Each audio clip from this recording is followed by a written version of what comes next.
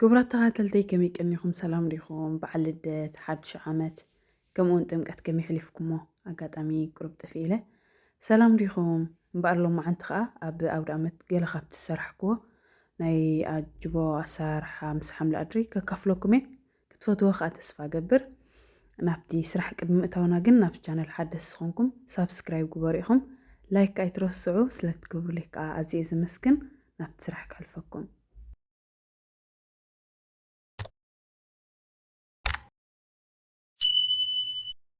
ኣነ እምበኣር ከምዚ ንሪኦ ዘለና ኣብዚ ርግኦን ከምኡውን ክቫክን ኣዳልዩ ኣለኹ ክልቲኡ ሓዊሱ እየ ክጥቀመሉ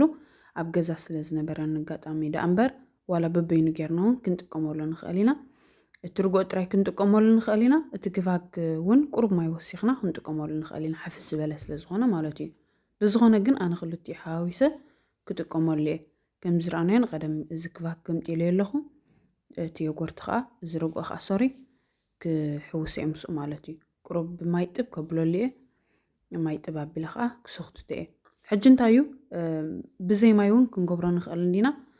እቲ ሓደ ሕፍስ ኢሉ ስለ ዝኾነ ግን ምናልባሽ ንቁሩብ ሰዓታት ስለ ንስኽትቶ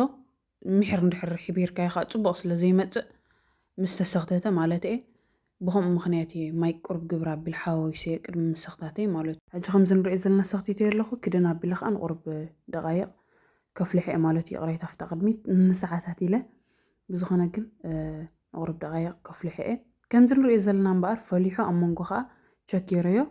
ድሓኒ ፅቡቅ ኮይኑ ፈሊሑ ማለት እዩ ምስ ሰኽተትናዮ ክንሕብሮ የብልና ንምሕር ብዝኾነ መንፊት ተጠቒመ እቲ ማጨባ ከፅሮ እየ ማለት እዩ ከምኡ እዩ ዝበሃል እንድኻ ካልእ ሰምተ ኣለዎ ኣነ ግን ብኸምኡ እየ ድፈልጦ ብዝኾነ ብከምዚ መልክዕ የዳልዎ ኣለኹ እቲ ማይ ፅፍፍ ምስ በለ ከዓ ፍሪጅ ክገብሮ እየ ሕጂ እንታይ ምስቲ ሓምሊ ኣድሪ ስለንሓዋውሶ ከምዚ ምሻሎ በይኑ እንድሕር ኮይኑ ኢኻ ተኣጅቦ ጥራይ በይኑ እንተኮይኑ ክተሓሓዘልካ ትደሊ እዚ ግን ልስልስ ዝበለ ክንገብሮ ስለ ዝኾነ ናይ ግድን ኣይኮነን ክተሓሓዘልና ክንደሊ ማለት እዩ ግን እቲ ማይ መታን ክትፀፈልና ቁሩብ ሰዓታት ኣብ ፍሪጅ ክንእትዎ ንኽእል ኢና ከምዚ ገረ ግን ክብድ ዝበለ ብላዕሊ ሰቒለ ብያቲ ማለት እዩ እቲ ማይ ፅቡቅ ገይሩ መታን ክወፅእ ከምዚ ገይረ የብሉ ኣለኹ ይዘቆ ኣለኹ ሕጂ እንታይ እዩ እንድሕር ዳኣ ብከምዚ መልክዕ እቲ ማይ ሰዲድናዮ ፅቡቅ ይተሓሓዘልና እዩ ፅቡቅ እውን ይመፅእ ተኣጅቦ ማለት እዩ ምስ ሓምሊ ኣድሪ ከም ዝበልኩን ሓዋዊስና ልስልስ ዝበለ ጌርና ከምዚ ቅርፂ ውፃእ ኣቢልና ከነዳልዎ ስለ ዝኾንና ግን ፀገም የብሉን ንቁሩብ ሰዓታት ኣብ ፍሪጅ ምስ ኣፅናሕክዎ ከምዚ ትሪኦ ዘለኹን ፅቡቅ ኮይኑ ተታሒዙለይ ኣሎ ሕጂ እቲ ሓምሊ ኣድሪ ክነዳልዎ ኢና ከምዚ ዓይነት እዩ ኣነ ተጠቒመ ዘለኹ ኣጋጣሚ እቲ ፍረሽ ስለ ዘይረኸብኩ ማለት እዩ እቲ ፍረሽ ተረኺብክን ዝበለፀ እዚ ዓይነት ድሕር ዳኣ ትጥቀማ ኮንክን ግን ማይ ውዒ ጌርክን ፅቡቅ ጌርክን ሕፀብኦ ስለዚ ንዕኡ ማይ ውዒ ጌር ሓፂበ ብከምዚ መልክዕ ማሽን ጌረ ይጥሕኖ ኣለኹ ብኸራ ጌርክን እውን ኣድቅቕ ኣቢልክን ክትመትርኦ ትኽእላ ኢኽን ዝበሰለ ስለ ዝኾነ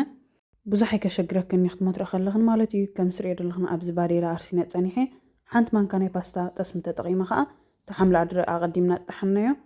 ኣብዚ ቅልውቅሉ ከብሎ እየ ቅልውቅሉ ኣቢለ ከዓ ብላዕሊ ዝተፈላለዩ ቀመማት ክጥቀም እየ ሕጂ ንቐደም ግን እቲ ዝጠሓናዮ ሓምሊ ኣድሪ ኣብዚ ምዝ ጠስሚ ኣሰማማ ዓቢለ ንቁሩብ ደቃይቕ ክቐልዎ ድሕሪ ምቕላወይ ከዓ ተወሳኺ እቲ በርበረ ፀሊምን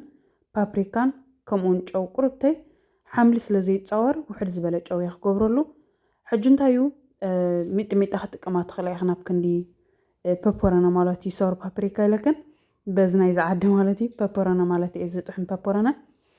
ብዝኾነ ግን ቆልዓ ገለ ስለ ዝበልዕ ምሳይ ከይሞረ ኢለ ሚጥሚጣ ይገበርኩሉን ወይ በርበረ እውን ክትጥቀማ ትኽእላ ኢኽን ብዝኾነ ግን ኣነ ከምኡ ተጠቒመ ኣለኹ ነዚ መስል ግብሪ ኣቢለ ከዓ የቐላልዎ ኣለኹ ማለት እዩ ምስቲ ኣቐዲምና ዘደልናዮ ኣጅቦ ገይረ ከዓ ብሓንሳብ ከዳልዎ እየ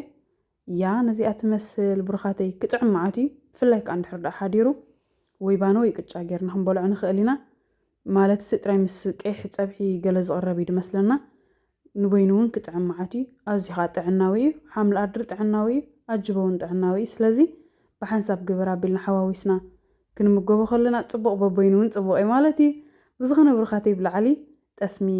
ግብሪ ኣቢለሉ ከምዚኣ ገይረ ቀሊ ከዓ ኣውሪደ ሕጂ ብሓንሳብ ገይረ ከቕርበ እየ ብሩኻተይ ማለት እዩ እዚ ኣጅቦና ከዓ ቁሩብ መታን ጣዕሚ ክህልዎ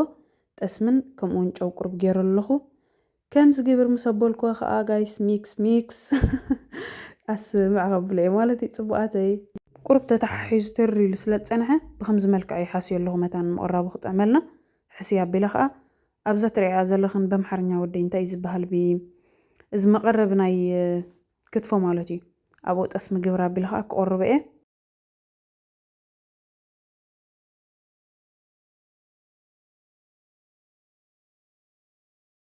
እዛ መቐረቢ ዝጥቀመላ ንእስ ኢላ ስለ ዝኾነት እዚ ኣጅቦ ፍርቁ እቲ ሓምሊ ከዓ ፍርቁ ግብሪ ኣቢለ ክቆርበ እየ መታን ነቲ ሓምሊ ቦታ ክህልወና ነቲ ኣጅቦ ከምዚ ጌርና ንቐደማ ፀግዕ ነብሎ ሽዑ እቲ ሓምሊ ከምዚ ትሪኦ ዘለኹም ብጎኒ ብከምዚ መልክዕ ነቕርቦ ማለት እዩ ከምዚ ግብሪ ኣቢልና ባህልና ንዝክር ከምኡውን ደስ ዝብለካ ባህላዊ ከምዚ ጌርካ ክትቀርብ ከለካ ዓይንኸ እንታይ ድራራ ንዓይንና ከዓ ፅቡቅ እዩ ማለት እዩ ብዝኾነ ጥዕናዊ እዩ ብሩኸተይ ናይ ሎማዓንቲ ሒዘልክን ዝመፀኹ ስራሕ ነዚ ይመስል ነይሩ ናብስ ቻነል ሓደስቲ እንድሕር ዳኣ ኮንክን ሳብስክራይብ ግበራ ኢኽን ብሩኸተይ ከምኡውን ላይክ እንድሕር ዳኣ ጌርኩኖ ናብ ብዙሕ ሰብ ክበፅሕ ይኽእል እዩ ዩቱብ ናብ ብዙሕ ሰብ የብፅሕ እዩ እታ ናይ ደወል ምልክት እንድሕር ዳኣ ጠዊዕክን ከዓ ኩሉ ግዜ ዝሰርሖ ቪድዮ ክመፀክን ይኽእል እዩ ስለዚ እታ ናይ ደወል ምልክት ጥውቕ ኣቢልኣ ከምዚ ዝረኣናዮ ብላዕሊ ቁርብ ጠስሚ ገይረሉ ጠስሚ ግብሪ ኣቢለ ከዓ በዚ ማንካ ግብሪ ኣቢለ ቅርፂ ከውፃሉ እየ ዝተፈላለየ ቅርፂ ክነውፃሉ ንኽእል ኢና ኣነ ከዓ በዛ ማንካ ግብሪ ኣቢለ ከምዛ ትሪኣ ዘለኽን ገይረ ቅርፂ የውፃሉ ኣለኹ ርሑስ ቅንያት ኣውደ ዓመት ርሑስ ቅንያት ሓዱሽ ዓመት ወርሒ ጥሪ ተወድአትን ዘላ ክሳብ ዘይተወድአት ርሑስ ቅንያት ሓዱሽ ዓመት ንልወጠላ ዓመት ትግበረልና ዘንሕዋተይ ስደትና ዝሓፅረሉ ሰላም ይኹነልና ብዝኾነ ናይ ሎማዓንቲ ስራሐይ ከምዚ ኣቐዲመ ዝበልኩን ነዚ ይመስል ነይሩ ብካልእ ቪድዮ ወይ ከዓ ብካልእ ትሕዝቶ ክሳብ ንረኽብ ሰላም ኣምላኽ ምስ ኩላትና ይኹን ቻው